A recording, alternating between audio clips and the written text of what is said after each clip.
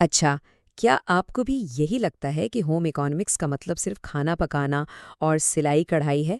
اگر ہاں، تو آج یہ سوچ بدلنے والی ہے، کیونکہ یہ صرف ایک مضمون نہیں، بلکہ ایک بہتر زندگی گزارنے کی ایک بہت ہی طاقتور سائنس ہے۔ آئیے مل کر دیکھتے ہیں کہ یہ مضمون ہماری سوچ سے کہیں زیادہ اہم کیوں ہے۔ ذرا ایک لمحے کے لیے سوچئے، جب ہوم اکنامکس کا لفظ کوئی بولتا ہے تو ذہن میں کیا تصویر بنتی ہے؟ کیونکہ زیادہ تر لوگوں کے لیے ایک بہت ہی مخصوص اور شاید تھوڑی پرانی سی تصویر ابھرتی ہے۔ بالکل یہی ہے نا، کھانا پکانا اور سلائی کڑھائی یہ ایک بہت عام تاثر ہے، لیکن سچ پوچھیں تو یہ ادھورا سچ ہے۔ آج ہم اسی تاثر کو توڑیں گے اور دیکھیں گے کہ یہ فیلڈ اصل میں کتنی وسیع اور گہری ہے۔ تو آئیے اس عام سی سوچ سے آگے بڑھتے ہیں اور ہوم اکنامکس کی اصل حقیقت کو سمجھتے ہیں، جو اس کے سطحی تصور سے کہیں زیادہ سائنسی اور دلچسپ ہے۔ اور یہ ہے اس کی اصل تعریف۔ غور کریں، یہ صرف کام کرنا نہیں، بلکہ اپنے وسائل کو بہترین طریقے سے منظم کرنے کا علم اور فن ہے۔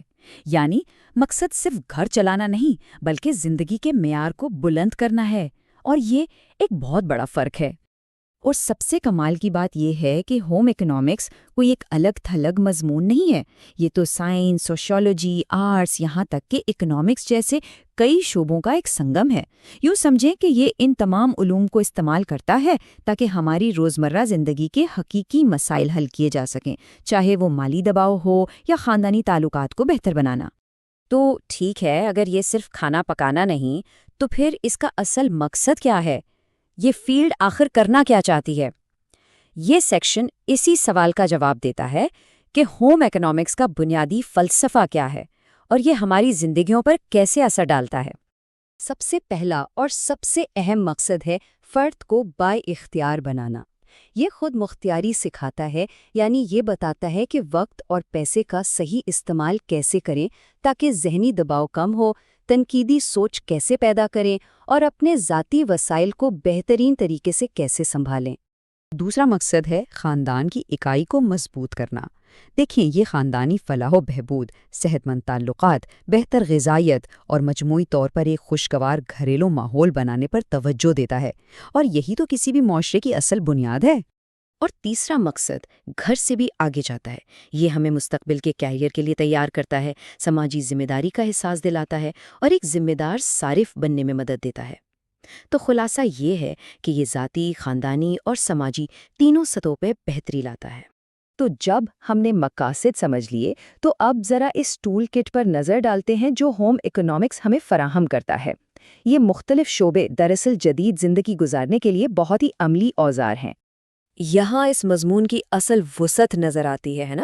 غذائیت سے لے کے فائنینشیل لٹریسی تک اور انٹیریئر ڈیزائن سے لے کے انسانی نفسیات تک، یہ تمام شعبے ہماری زندگی کے تقریباً ہر پہلو کا احاطہ کرتے ہیں۔ اسی لیے تو اب اسے کئی جگہوں پر فیملی اینڈ کنزیومر سائنسز بھی کہا جاتا ہے۔ اور یہ شعبے الگ الگ نہیں ہیں، بلکہ ایک دوسرے سے جڑے ہوئے ہیں۔ مثال کے طور پر، وسائل کا صحیح انتظام آج کے دور میں ذہنی دباؤ کم کرنے کا سب سے بڑا ذریعہ ہے۔ اسی طرح صارفین کی تعلیم ہمیں فضول خرچی اور قرض کے چکر سے بچا کر مالی استحکام دیتی ہے۔ یہ سب مل کر ایک بہتر زندگی کا ایک مکمل فریم ورک بناتے ہیں۔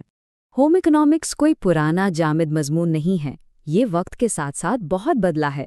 آئیے دیکھتے ہیں کہ یہ مضمون جدید دور کے چیلنجز کا مقابلہ کرنے کے لیے کیسے تیار ہوا ہے۔ یہ ٹائم لائن بہت اچھی طرح دکھاتی ہے کہ یہ فیلڈ ہمیشہ وقت کی ضروریات کے مطابق خود کو ڈھالتی رہی ہے۔ 19ویں صدی میں سماجی مسائل کے حل سے لے کر 21ویں صدی کی جدید پیچیدگیوں تک اس کا سفر مسلسل ارتقاء پر مبنی رہا ہے۔ یہ موازنہ تو سب کچھ واضح کر دیتا ہے۔ کہاں روایتی گھریلو کام اور کہاں آج کی ڈیجیٹل مینجمنٹ، مشترکہ ذمہ داریاں اور ماحولیاتی تحفظ جیسے اہم موضوعات۔ یہ صرف تبدیلی نہیں، یہ ایک مکمل ارتقاء ہے۔ یہ اقتباس اس پورے تجزیے کا نچوڑ ہے۔ اس کا اثر صرف ایک فرد یا ایک گھر تک محدود نہیں، بلکہ یہ ایک مضبوط اور پائیدار معاشرے کی بنیاد رکھتا ہے۔ تو اس پوری بحث کا خلاصہ کیا ہے؟ پہلا، یہ ایک سنجیدہ سائنسی مضمون ہے۔ دوسرا، یہ جدید زندگی کے لیے ایک بہت ہی عملی ٹول کٹ ہے۔ تیسرا، اس کا مرکز ہماری صحت اور خوشی ہے۔ اور چوتھا، یہ آج کی دنیا میں شاید پہلے سے کہیں زیادہ ضروری ہے۔ اور آخر میں ایک سوال سوچنے کے لیے چھوڑے جاتے ہیں۔